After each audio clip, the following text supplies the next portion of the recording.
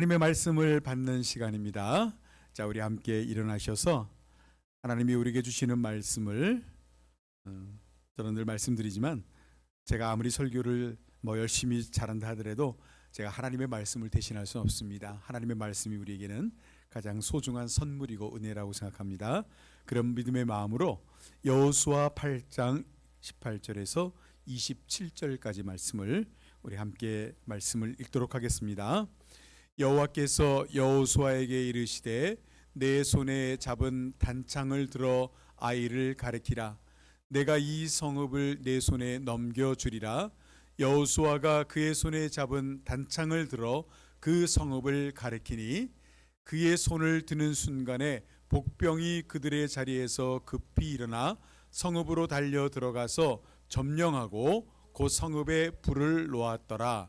아이 사람이 뒤를 돌아본즉 그 성읍의 연기가 하늘에 닿은 것이 보이니 이 길로도 저 길로도 도망할 수 없이 되었고 광야로 도망하던 이스라엘 백성은 그 추격하던 자에게로 돌아섰더라.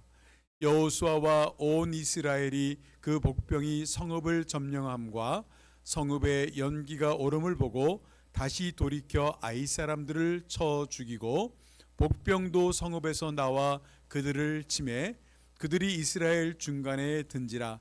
어떤 사람들은 이쪽에서 어떤 사람들은 저쪽에서 쳐 죽여서 한 사람도 남거나 도망하지 못하게 하였고 아이 왕을 사로잡아 여호수아 앞으로 끌어왔더라. 이스라엘이 자기들을 광야로 추격하던 모든 아이 주민을 들에서 죽이되 그들을 다 칼날에 엎드러지게 하여 진멸하기를 마치고 온 이스라엘이 아이로 돌아와서 칼날로 죽임에 그날에 엎드러진 아이 사람들은 남녀가 모두 12,000명이라. 아이 주민들을 진멸하여 바치기까지 여호수아가 단창을 잡아 든 손을 거두지 아니하였고 오직 그 성읍의 가축과 노력한 것은 여호와께서 여호수아에게 명령하신 대로 이스라엘이 탈취하였더라. 이는 하나님의 말씀입니다. 아멘.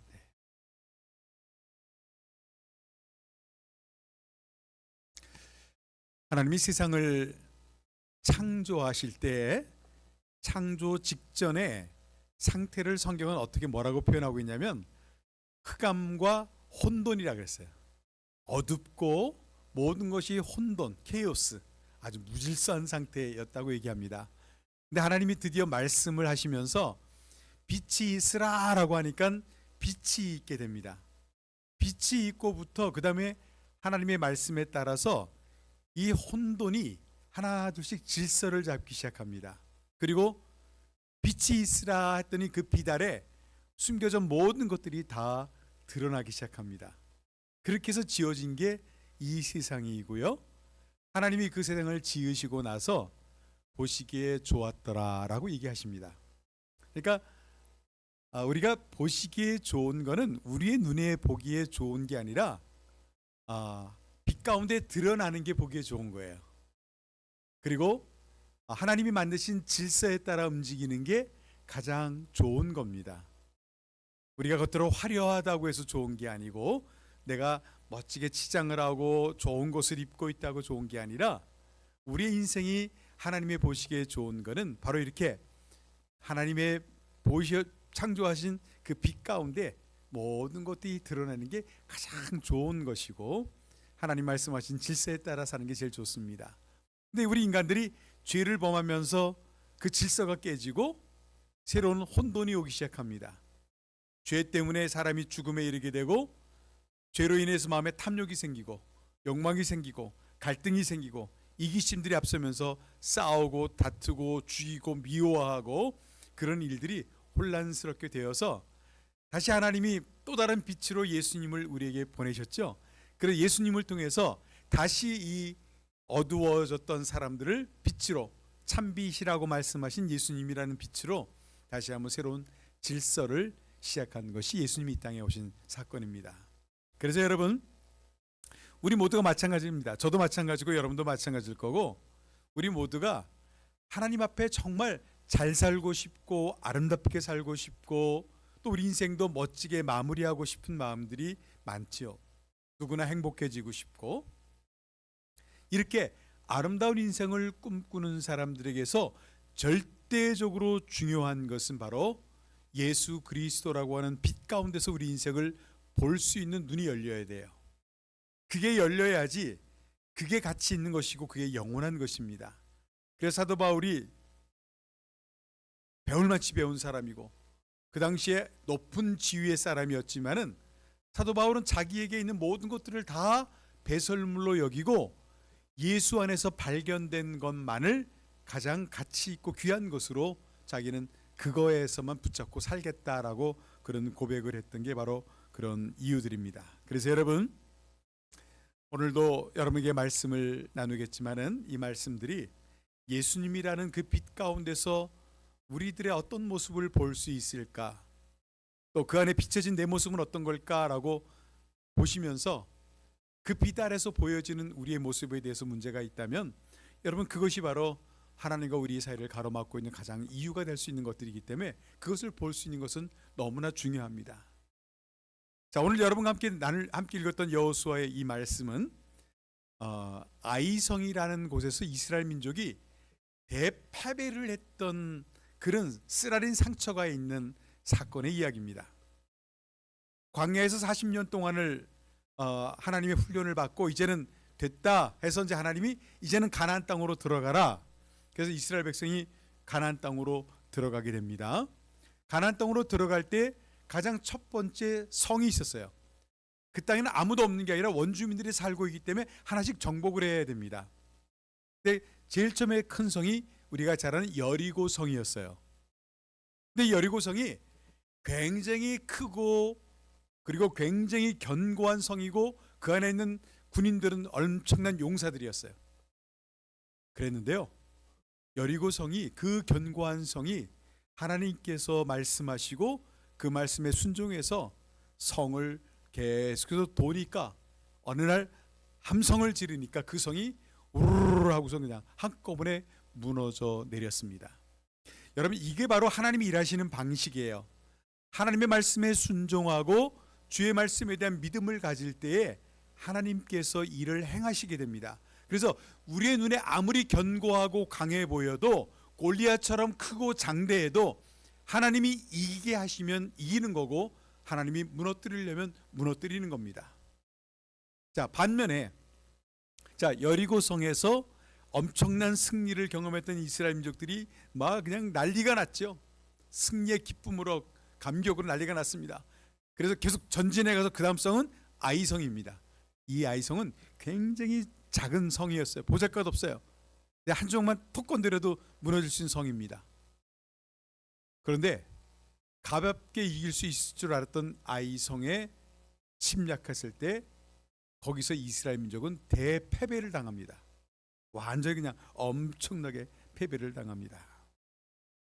여러분, 제가 오늘은 여리고성의 승리를 얘기하고 싶은 게 아니라 이 아이성의 패배에 대해서 여러분과 함께 생각을 좀 해보려고 그래요.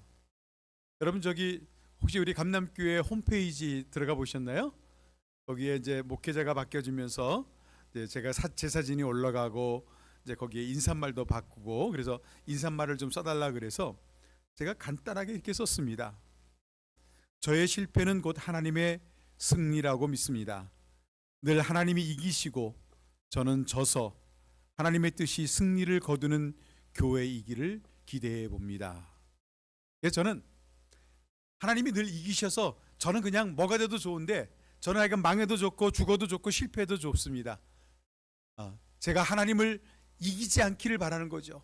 제 고집과 제 편견과 경험들이 하나님보다 앞서지 않기를 원하는 마음에서 제가 그런 표현을 써본 겁니다.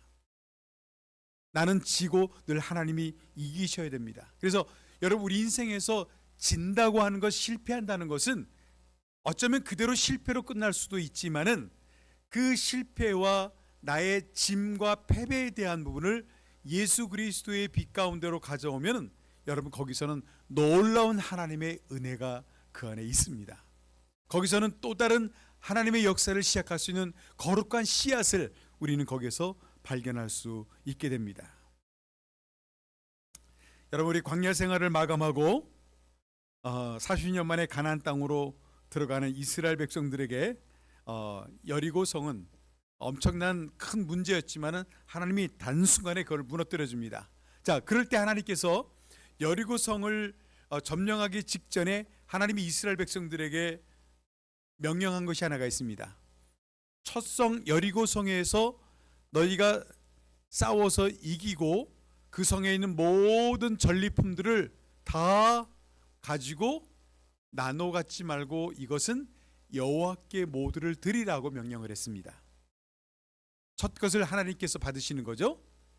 그래서 다 아멘했어요. 다 그러겠습니다 했습니다. 다 지켰어요. 그랬는데 그러고 나서 그 다음 성으로 아이성으로 돌진해 갔는데 대패배를 당했어요. 그랬더니 갑자기 하나님이 말씀하시기를, 왜 패배했는지 이스라엘 사람들이 너무 당황해하니까 그때 하나님이 말씀하십니다. 너희들 가운데 죄가 있다는 겁니다. 무슨 죄? 우리가 언제 다 순종했는데?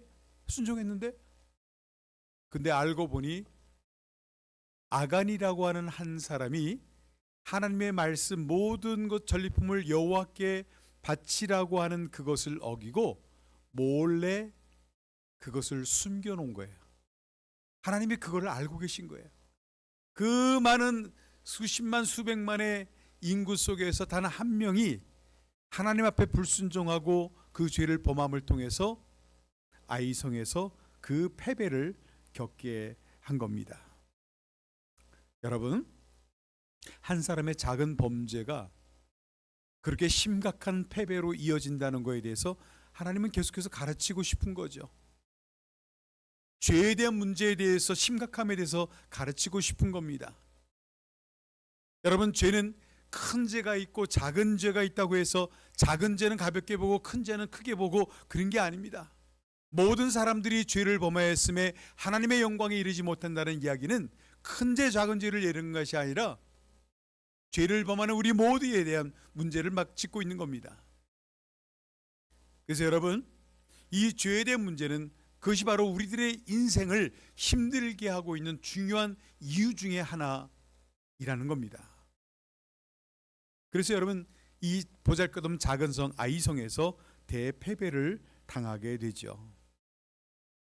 여러분, 제가 미국에 이민 와가지고 우리 한인들 이민자들을 만나면서 가장 많이 들었던 표현 중에 하나가 이런 거예요. 왕년애라는 말. 이 말 아시나요? 왕년애라는 말 아시죠? 내가 왕년에 잘 살았어. 내가 왕년에 좀 잘 나갔어.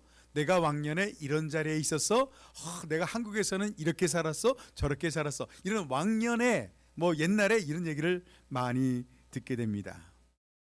여러분, 제가 감남교회 오니까 우리 성도님들이 옛날에 우리 감남교회 역사에 대해서도 얘기하면서 자랑스러워하는 부분들이 있더라고요.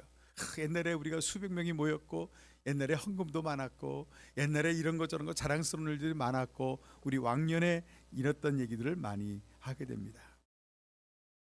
근데 제가 우리 감남교회 오면서 우리 성도들을 만나보면 그런 것들이 다 사라져 버리고 여러 가지 아픔을 겪고 어려움을 겪는 과정에 나도 모르게 내 마음속에 마치 아이성의 패배처럼 우리 마음속에 스며든 패배감들이 자리 잡고 있어요. 속상하죠. 옛날에 이랬는데 우리가 이런 모습 된 게 너무 속상하고 아프고 안타깝고 막 그런 마음들이 있고, 과연 이거 어떻게 할 것인가, 여러 가지 어려운 부분들이 지금 산적해 있는데 과연 이게 어떻게 될 건가 걱정도 많고 그런 패배감들이 우리 가운데 있습니다. 그러나 여러분, 우리 인생의 대부분은 성공에 대한 경험보다는 실패와 패배에 대한 경험들이 훨씬 많습니다. 그리고 우리는 그런 것들을 극복하면서 여기까지 온 거예요. 그런 것들을 견뎌내면서 여기까지 오면서 때로는 안정되기도 하고 어려움을 극복하면서 살아가고 있는 게 우리 인생입니다. 그러나 그것이 무엇이든지 간에요, 중요하진 않습니다. 내가 아무리 많은 것을 가지고 있고 누리고 있다 할지라도 그거를 예수 그리스도라고 하는 빛 가운데서 그 가치와 영광을 볼 수 있지 않다면은 그건 아무 의미가 없는 거예요. 이제 여러분, 우리가 이 정도 나이가 되면은 내가 해볼 거 다 해보고 나니까 이제는 이것도 헛되고 저것도 헛되고 뭐 그런 것들이 어느 정도는 분별이 되잖아요. 네, 분별이 됩니다. 더군다나 우리 여러분 예수 믿는 우리들은 더 분별해야 될 것 중에 하나가 우리에게는 영원한 생명이 있다는 것, 하나님의 나라가 있다는 것에 대해서 그 분별력을 가지고 영원한 것과 순간적인 것에 대한 분별을 또 할 수 있어야 됩니다. 영원한 가치에 대해서 우리가 어떻게 준비할 것인가, 어떻게 그 가치를 위해 살아야 될 것인가에 대한 진지한 노력들이 분명히 필요할 겁니다. 예수님께 왔던 사람들을 보십시오.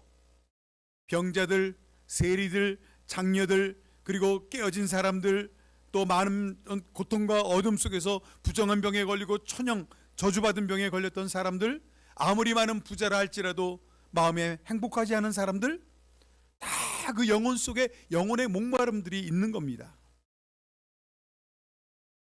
근데 여러분, 이 모든 것들은 왜 내가 그래야 되는지, 왜 이렇게 기쁘지 않은지, 왜 삶이 이 모양인지에 대한 그 문제는 여러분 예수 그리스도 안에서 그 빛 가운데서 보시지 않으면 그 답을 얻을 수가 없습니다. 제가 작년 11월부터 오른팔이 자꾸 저리고 아프고 그래가지고 침도 많이 맞고 뭐 뜸도 떠보고 뭐 약도 먹어보고 했는데 낫지를 않아요. 그래서 할 수 없이 이제 스페셜 닥터한테 가서 MRI를 한번 찍어보자고 찍어보니까 목 디스크에 뭐 삐져나온 것들이 이게 신경을 압박하고 있는 것을 발견했어요. 그래서 이번에 수술도 하게 됐고, 그리고 이제 잘 회복되어지고 이제 조금씩 나아지고 있습니다. 여러분, 찍어보니까 그 문제가 뭔지를 아니까 그게 맞는 수술이 가능해졌던 겁니다. 여러분, 우리 인생을 누가 디자인하셨습니까? 우리 인생을 누가 내셨습니까? 하나님께서 우리를 지으시고 우리 인생을 계획하시고 우리 인생을 살게 하셨어요. 인생에 문제가 생겼습니다. 이것을 지으신 분보다 더 문제를 어떻게 확실히 알겠습니까? 하나님만이 우리 인생의 문제가 뭔지를 너무나 정확히 알고 계시는 겁니다. 그래서 그 문제를 해결함을 통해서 우리에게 정상적이고 강건한 은혜를, 강건한 행복한 삶을 우리에게 허락해 주시기 위해서 오늘도 일하고 계시는 겁니다. 자, 그러기 위해서 오늘 아간이라는 사람들이 죄를 범함을 통해서 아이성의 패배를 했다. 그러면 문제를 해결해야죠. 그 문제가 바로 아간의 범죄입니다. 그래서 이스라엘 백성들이 그 사실을 알고 아간이 쳐죽임을 당했어요. 죄의 문제에 대해서는 봐줄 거 없습니다. 철저하게 여러분 죄에 대한 뿌리를 뽑고 죄와 대적하면서 여러분 이 아간의 그 죄를 죽여야 됩니다. 하나님과 우리 사이에 성결한 관계를 맺어 가야 됩니다. 여러분, 우리 인간이 불행한 출발이 뭡니까? 하나님이 아담과 하와를 지으시고 너무너무 좋아하셨는데 그들이 하나님의 말씀을 불순종하면서 죄가 들어왔고 그 죄의 결과가 죽음, 사망이었고, 그 죄 때문에 우리 안에 욕망이 생기고 남을 죽이게 되고 미워하게 되고 갈라지게 되고, 인간의 모든 불행한 역사의 출발은 바로 이 죄의 시작으로부터 온 겁니다. 바꿔 얘기하면은 지금 우리의 문제도, 여러분, 우리가 깊이 우리의 영적인 부분을 돌아가 보면은 거기에는 우리에게도 숨겨진 우리의 죄의 문제가 우리에게 분명히 있을 겁니다. 그래서 여러분, 이 죄를 볼 수 있는 그 빛은 제가 목에 있는 잘못된 부분을 MRI를 통해서 보았듯이 여러분 인생에 대한 문제에 대한 뿌리는 예수 그리스도라고 하는 그 빛 아래서 보여야만 그게 제대로 보여질 수 있는 겁니다. 그래서 여러분, 아간의 죄의 문제를 해결하지 않으면 우리에게는 끊임없는 패배감에서부터 벗어날 수 없을 겁니다. 하나님이 더 이상 일하지 않아요. 이사야서의 말씀처럼 이스라엘 백성들이 아무리 하나님 앞에 지금 위기를 겪고 있는데 하나님이 아무리 부르짖고 얘기를 해도 하나님이 응답하지 않아요. 왜 하나님 응답하지 않습니까? 왜 대답하지 않습니까? 왜 우리를 왜 일하지 않습니까? 막 외칩니다. 하나님께서 이사야 선지자를 통해 말씀하셨어요. 내가 손이 짧아서 너희를 구원 못하는 것도 아니고 내가 귀가 멀어가지고 너희의 소리를 듣지 못하는 것도 아니라 너희와 내 사이에 죄가 가로막혀 있다고 말씀하시는 겁니다. 이것은 제 얘기가 아니라 하나님께서 이스라엘 백성들 가운데서 하셨던 말씀이었고, 그래서 우리 인간을 가장 어렵고 힘들게 저주스럽게 만드는 것이 죄의 문제이기 때문에 그래서 예수님께서 이 땅에 죄의 문제를 해결하기 위해서 오신 겁니다. 그가 이 죄의 문제를 껴안고 십자가에 우리의 죄를 지시고 죽으심을 통해 또 부활하심을 통해 그 죄의 문제를 해결해 주시기 위해 오신 분이 예수 그리스도입니다. 여러분, 우리 죄는 우리의 영혼을 병들게 합니다. 우리 공동체를 깨트립니다. 하나님의 교회를 흔들고 우리 믿음의 공동체에게 여러 가지로 병들게 하며 그 자체를 아주 불행한 공동체로 만들어버리는 중요한 원인 중에 하나입니다. 우리가 잘 아는 요한 3서 1장 2절의 말씀처럼 사랑하는 자여 내 영혼이 잘된 같이 내가 범사가 잘되고 강건하기를 내가 간구한다. 사랑하는 자여, 내 영혼이 잘 돼야 내가 범사가 잘되고 강건한 은혜가 있는 겁니다. 여러분, 영혼이 강건할 수 있는 일들을 위해서 최선을 다하십시오. 이게 바로 여러분 첫 단추입니다. 하나님과의 영적인 관계가 바로 세워져야 그 다음에 여러분들의 인생이 거기에 맞춰 하나씩 문제가 해결되어지고 질서가 잡히면서 하나님의 보시기 이제 아름다운 인생으로 바꿔지는 겁니다. 여러분, 내 안에 아간을 죽여야 됩니다. 여러분, 지금 우리 감남교회는 하나님께서 주시는 새로운 은혜의 그 귀한 선물을 받기 위해서 우리는 성결한 그릇들을 준비하는 시기입니다. 그래서 제가 여러분들에게 기도하자, 예배하자, 여러분 그것은 바로 그렇게 하나님께 나아가야만, 그렇게 여러분들의 마음과 영혼을 씻고 성결한 그릇을 준비해야만 거기에다가 하나님의 은혜를 부을 수 있는 거예요. 여러분, 만약에 여러분 집에서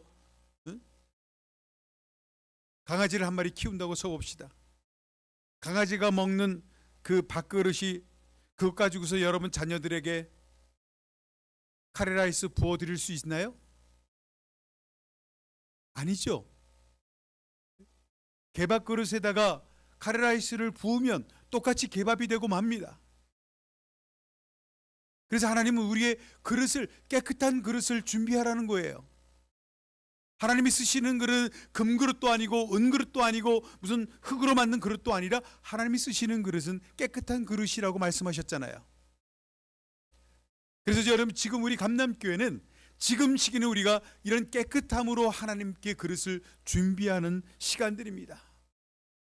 어느 목사의 탓, 어느 장로와 권사, 어느 성도의 탓이 아니고 어느 누구의 탓이 아니라 지난날에 우리의 문제를 이야기할 것이 아니라 지금은 내 가슴을 치면서 내 탓입니다. 나의 문제입니다. 내가 잘못했습니다. 나를 치면서 하나님 앞에 내 안에 있는 아간의 범죄를 고백하고 회개하며 그릇을 준비하는 시간이 지금 우리의 시간들입니다. 두 번째, 우리 18절에 보니까요, 여호와께서 여호수아에게 이르시되 내 손에 잡은 단창을 들어 아이를 가리키라. 내가 이 성읍을 내 손에 주리라 하셨어요. 제가 칼을 하나 가져왔어요. 여러분, 이게 이스라엘의 지금도 장군들이나 지휘관들 요만한 지휘봉 하나 들고 다녀요. 이게 지휘봉이라 그러거든요. 이게 이제 그 지휘관의 권위를 상징하는 건데, 오늘 하나님께서 여호수아에게 내 손에 들은 그 단창을 들어 아이를 가리키라 그래요. 이제 아간의 범죄를 해결하고 난 다음에 하나님이 그 아이성을 너희에게 주겠다고 말씀하셨고, 그러니까 너희가 점령해야 될 목표로 이제는 그 여호수아에게 단창으로 놓은 아이를 가리키라라고 하는 말씀이 나옵니다. 여러분, 이것은 하나님의 아이를 가르치라는 얘기는 지금 하나님이 우리에게 주신 영적인 권세와 은혜와 이 놀라운 능력들과 또 이 권한들을 우리 하나님이 우리에게 주신 목표를 가르치며 그것을 향해 나아가기를 원하는 거죠. 여러분, 우리 감남교회 목표는 뭡니까? 교회가 커지는 겁니까? 건물을 넓히는 겁니까? 헌금이 많아지는 겁니까? 성도가 많아지는 겁니까? 아닙니다. 이전에도 그렇고 지금도 그러하고 우리 감남교회 목표는 이 땅의 모든 주님의 교회가 될 공동의 목표가 있습니다. 잃어버린 영혼을 찾는 겁니다. 땅끝까지 이런 내 증인이 되는 겁니다. 하나님을 사랑하는 것처럼 내 이웃을 사랑하는 것이고 하나님이 찾으시는 예배자를 양육해내는 것입니다. 그것이 바로 여러분이 감람교회 우리가 가르쳐야 될 우리의 목표인 그 아이성의 목표가 그런 겁니다. 이것이 바로 우리들이 해야 될 일입니다. 근데 여러분, 하나님이 주는 이 검은 그러기 위해서, 싸우기 위해서, 우리의 목적을 달성하기 위해서 하나님께서 성령의 검을 우리에게 주셨고 말씀의 검을 우리에게 주신 그 검이 바로 이런 검입니다. 근데 이 검을 가지고 목표를 향해서 우리가 함께 찌르며 나아가야 되는데 이 검을 가지고 목사를 찌르고 목사는 또 성도를 찌르고 이웃을 찌르고 이웃 교회를 찌르고, 여러분, 이웃 교회도 우리의 경쟁 상대가 아닙니다. 우리는 동역자예요. 우리 성도들은 동역자들입니다. 우리가 서로를 향해 찔러야 될 싸움의 대상이 아니라 서로를 귀히 여기고 함께 주님의 일과 주님의 목표를 위해서 가야 될 동역자의 우리 관계에 드립니다. 제가 이걸 좀 여러분들에게 잊혀지지 않게 좀 설명하기 위해서 조금 제가 실질적인 모습을 하나 보여드릴게요. 이것을 위해서 우리 한현자 권사님 앞으로 좀 나오세요. 오늘 저와 함께 오늘 아주 수고를 많이 해주시는데 권사님 이쪽으로 오세요. 자, 우리 권사님에게도 성령의 검이 이렇게 주어져 있습니다. 말씀의 검이 주어져 있죠. 자, 근데 여러분, 우리가 이 검을 가지고 지금 우리가 뭐 하고 있느냐? 이렇게 싸우고 있어요. 이렇게 서로 네가 잘났느니, 내가 잘났느니, 네가 잘못이니, 아니면 북 찌르면서 목사 네가 잘못이니 하면서 서로 찔르기에, 하나님의 말씀으로 내가 은혜 받는 게 아니라 하나님의 말씀으로 남을 비난하고 남을 정죄하고 이런데 이 검을 다 쓰고 있어요. 이웃 교회를 비난하고. 하나님이 원하시는 모습은 이게 아니라 이런 거예요. 등을 대시고요, 가 돼서 등을 맞대고 세상과,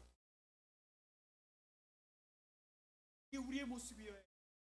그러니까 내가 잘 못 보는 등, 서로가 보호해주고 약자들을 보호해주고 약한 부분들을 감싸주면서 우리는 세상에 우리에게 도전해오는 악한 적들과 사단과 어둠의 권세들, 우리에게 준 사명들을 감당하기 위해서 이게 우리들의 모습이어야 하는 겁니다. 이 모습을 잃어버리고 어느 틈에 돌아서 가지고 여기서 둘이서 칼질하고 감사합니다. 우리 권사님 박수 한번 부탁드리죠. 네? 여러분, 오늘의 이 그림을 잊지 마십시오. 우리는 서로 등을 맞대고 우리 세상과 함께 이 주님의 거룩한 용사로 함께 싸워야 될 위대한 동역자들이고 너무나 귀한 동역자들입니다. 제가 여러분들에게 대하는 마음은 목사와 성도의 관계하기보다는 여러분과 함께 이 귀한 우리가 점령해야 될 이 비전과 꿈을 함께 이루어갈 수 있는 동역자로 여러분 우리가 만난 거예요. 동역자로 함께 만나서 이 귀한 일을, 이 귀한 시간들을 함께 갖고 있는 겁니다. 사랑하는 여러분, 여러분에게는 인생을 걸만한 인생의 목적이 있으십니까? 여러분들은 끊임없이 하나님께서 아이성을 가르치라고 했는데 여러분들이 가르치고 있는 인생의 목적은 무엇입니까? 여러분, 지금 우리에게 주어진 시간과 삶들이 그렇게 많지 않습니다. 우리 언제 하나님께 갈지 모르지만은 여러분의 나머지 인생들에 대해서 그냥 그저 그렇게 이런들 어떠하리 저런들 어떠하리 하면서 그렇게 시간을 보내시렵니까? 내게 주어진 날들이 얼마가 될지를 모르는 그 시간들과 그 영광과 그 삶을 하나님의 영광을 위해서 기쁘게 그것을 부어드리며 살겠습니까? 마지막에 26절에 보니까 아이거민을 진멸하기까지 여호수아가 단창을 잡아 든 손을 거두지 아니하였고, 여호수아가 아이성을 가르치라고 말했던 그것에 대한 단창을 마지막 아이성을 다 진멸할 때까지 그것을 거두지 아니하고 그것을 계속해서 가르치고 있다는 겁니다. 이 뜻이 이루어질 때까지 거두지 않았다는 겁니다. 여러분, 우리 감남교회의 목표와 비전이 하나님의 몸된 교회가 목회자가 바뀌어졌다고 바뀔 것도 없습니다. 성도들이 바뀌었다고 해서 무너질 것도 없습니다. 초대교회 때부터 지금까지 우리 하나님의 교회는 한결같은 목표와 꿈을 가지고 교회가 세상의 소망이고 예수 그리스도가 세상의 소망이어야 하고 예수님이 세상의 빛이 되기를 바라고 그리고 예수가 모든 사람들을 구원하기 위한 이 복음의 놀라운 소식을 땅끝까지 이뤄내 증인이 되는 사명을 위해서 교회는 지난 2000년 동안에 지켜왔고, 그 사명은 목회자가 바뀌고 역사가 바뀌고 문화가 바뀌고 사람이 바뀐다고 해서 절대로 바꿔지지 않았습니다. 여전히 그 단창은 그 아이를 가르치듯이 그 비전을 가르치면서 여기까지 온 겁니다. 우리 교회도 아무런 달라진 것 아무것도 없습니다. 우리가 누렸던 단청을 다시 한번 높이 드는 것뿐입니다.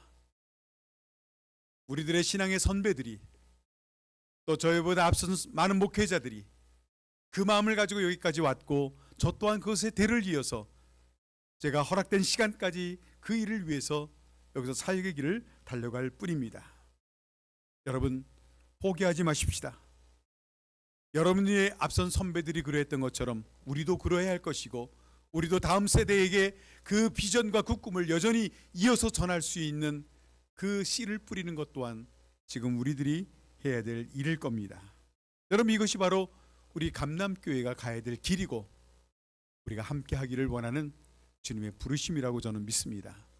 이 귀한 사역 앞에 우리가 하나님께서 불러주신 이 귀하고 복된 자리, 이 시대에 우리가 같은 시대에 또 수없이 많은 사람들 중에 여기서 우리 믿음의 공동체 만나서 이 꿈을 함께 나누고 이 귀한 사역의 동지가 돼서 함께 그 일을 걸어갈 수 있는 이 은혜는 하나님이 우리에게 주신 우리 인생의 가장 소중한 선물이라고 저는 믿습니다.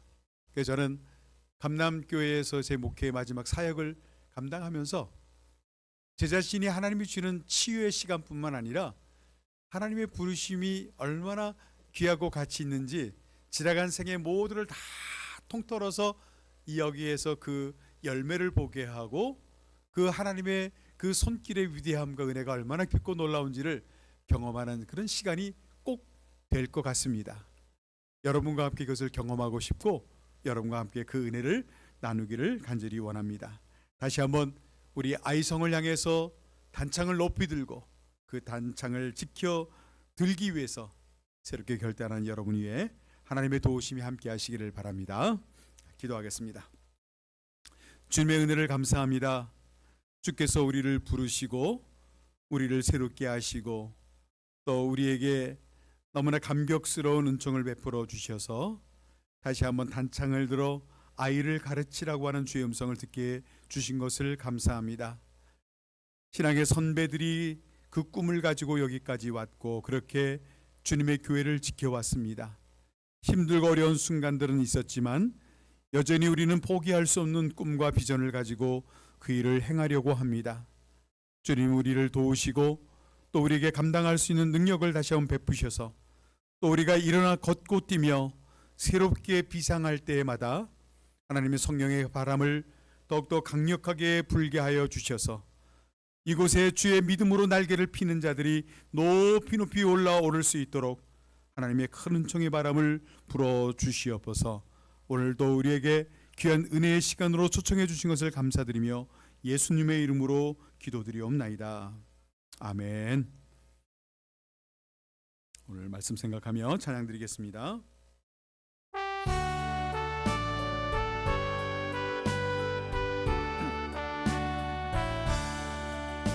주 믿는 사람이 일어나 다 힘을 합하 마지막 절에 일어납니다. 이 세상